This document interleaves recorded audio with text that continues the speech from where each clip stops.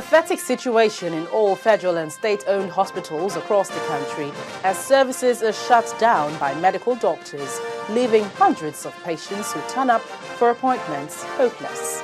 Women, children and men, irrespective of their conditions, are left unattended to. The strike by the doctors is the focus of this week's edition of the program.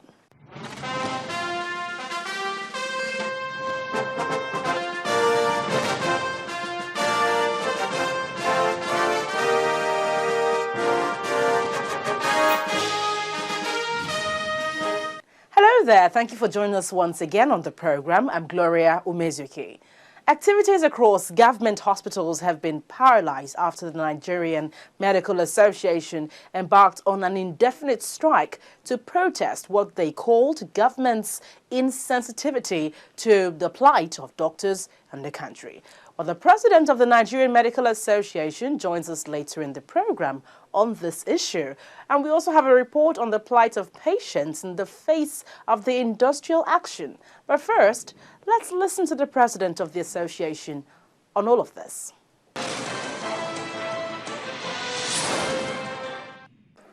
The emergency delegates meeting of the Nigerian Medical Association that met last Saturday has directed all doctors in the country to down tools as from 0010 hours of the 1st of July 2014, which is tomorrow morning.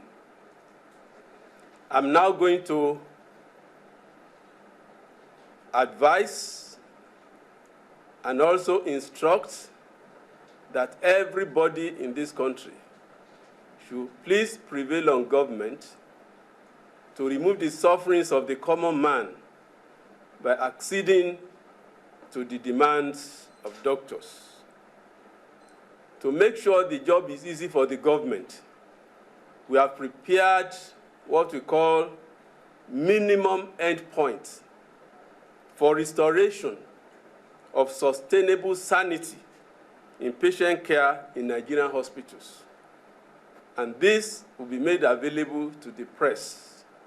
So there is no doubt about what exactly the doctors are asking for and what we expect the government to do.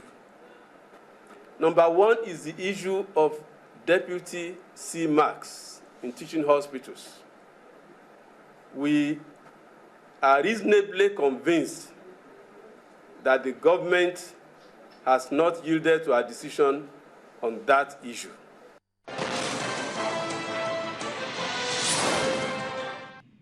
Let's understand now what the issues are and how much hope is there for a quick solution. And joining me now is Dr. Kayode Obembe.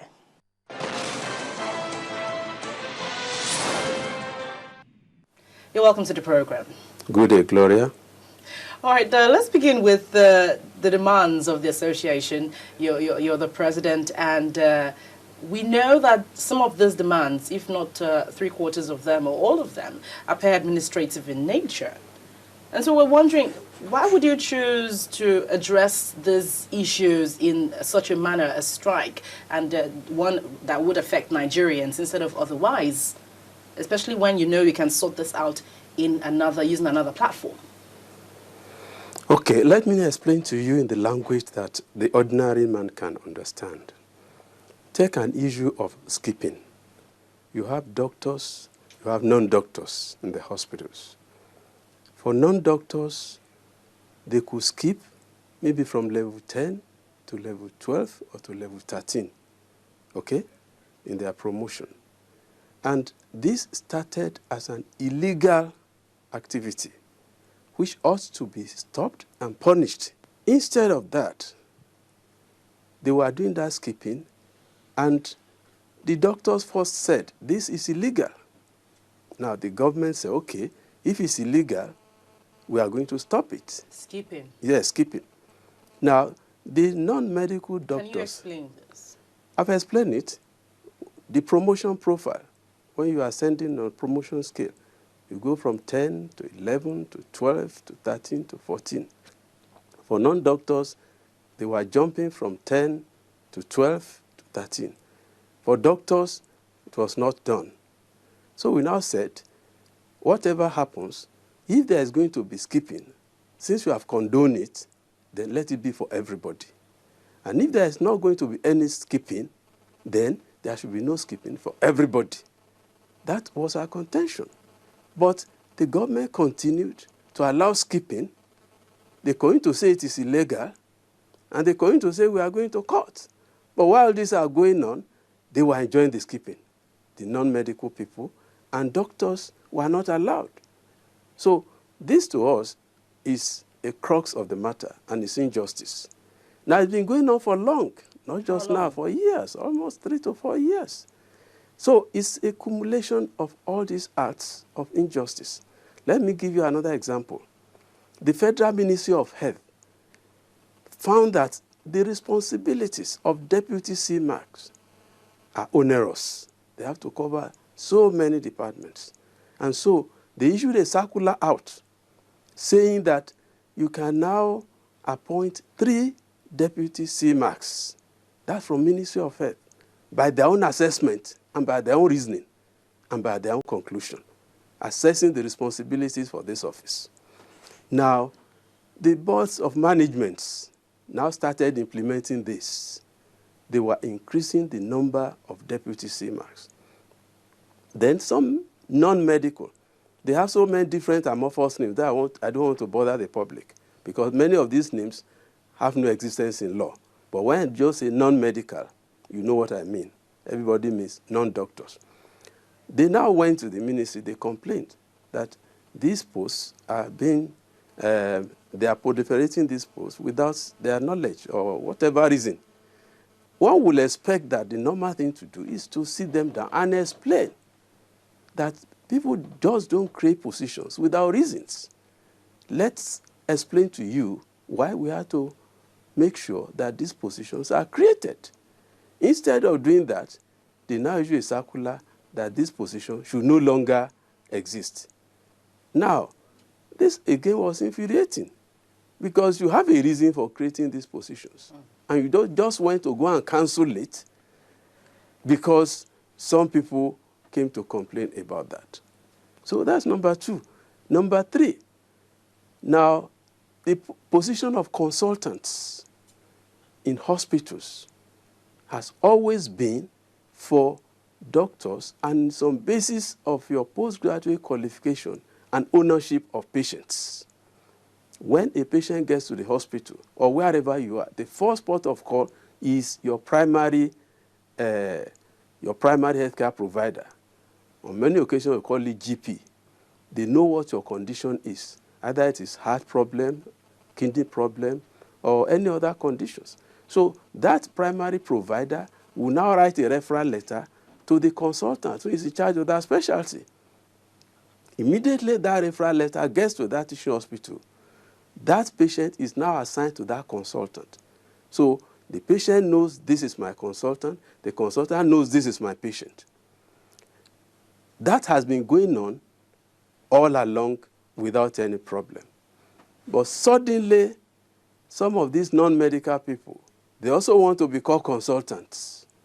And when they are called consultants, they also want to assume the prerogative or the role of consultants. So that's what you're actually basically fighting about. So those are so many of them. I'm just mentioning them one by one. So as this condition continues to aggravate, you find that patient care is always suffering. And so we cannot allow the quality of patient care to continue to deteriorate. We had a situation, for example, where an orthopedic surgeon finished operating the theater, and the nursing department was asked to go and get this patient out, and the matron did not leave the matron's office because he's now a consultant.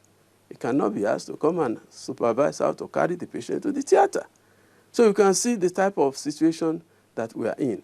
In fact, the truth of the matter is that we have kept quiet for so long. Now, if it's going on like that, another direction they are now pointing is that anybody in the hospital can become the chief executive. That will collapse the whole system. When a caterer, for example, in hospital, or a laundry manager can say he wants to be the chief executive of the hospital, can you imagine the Federal High Court of Nigeria having a judge that is not a lawyer?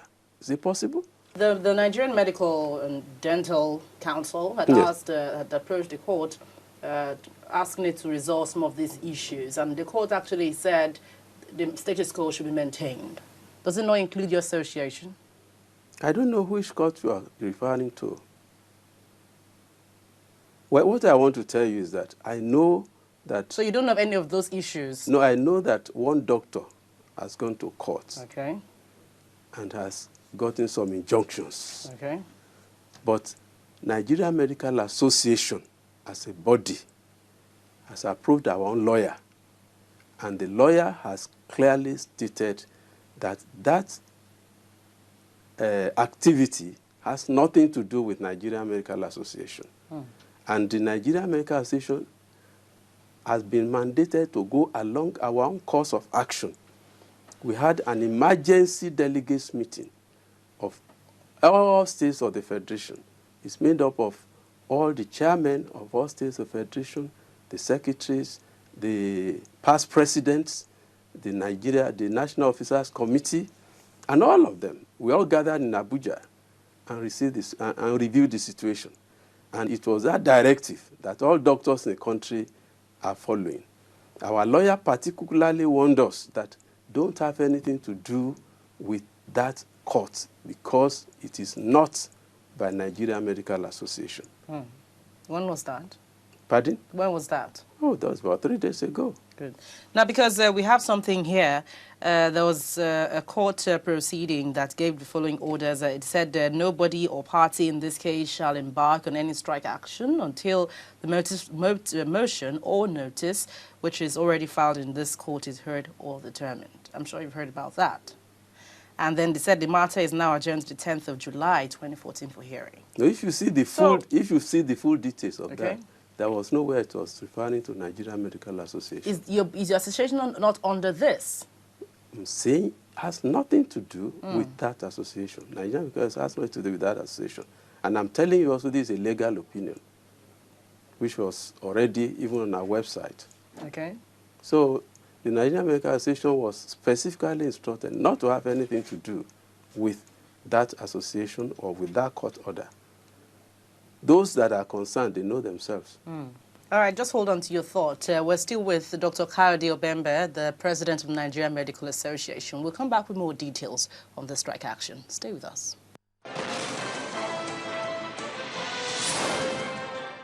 The truth is that by our training and practice, we possess the technical and scientific knowledge, skill, and technical dexterity to analyze and validate these things. In our training, we prepare reagents, we prepare vaccines. So who is better placed to do it? It's just like the Nigerian Medical Association telling pharmacists not to be in charge of drugs, not to analyze drugs. So it beats imagination. Is it better to allow the current situation, market situation, where you have well over 50% of fake and adulterated reagents circulating in Nigeria? Everybody that goes to clinic, they say you have typhoid, you have malaria.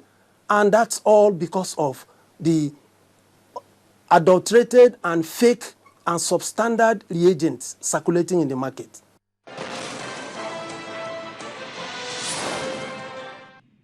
Welcome back. We're still with the president of the Nigerian Medical Association, Dr. Kayode Obembe. Thank you for joining us once again. Thank you, Gloria. So we're still on the strike action. We know one of the issues you've been clamoring for is hazard allowance, which your association says must be at least 100,000 per month for medical doctors. Yes. Now, I want to tell you clearly, when we talk of hazard allowance, there are so many types of hazards that doctors are exposed to. For example, Lassa fever. Doctors have been known to die from Lassa fever. And doctors are particularly prone to this because they're in contact with patients that have this. How many cases do we have on record? Well, I'm not going to be able to give you exact figures. But even recently, we had deaths more than 3. from, again, one part across of the country. nation? No, one part of the country from one state, because it's not all over the state. The endemicity is located into certain areas. But it can spread because of transportation from one state to the other.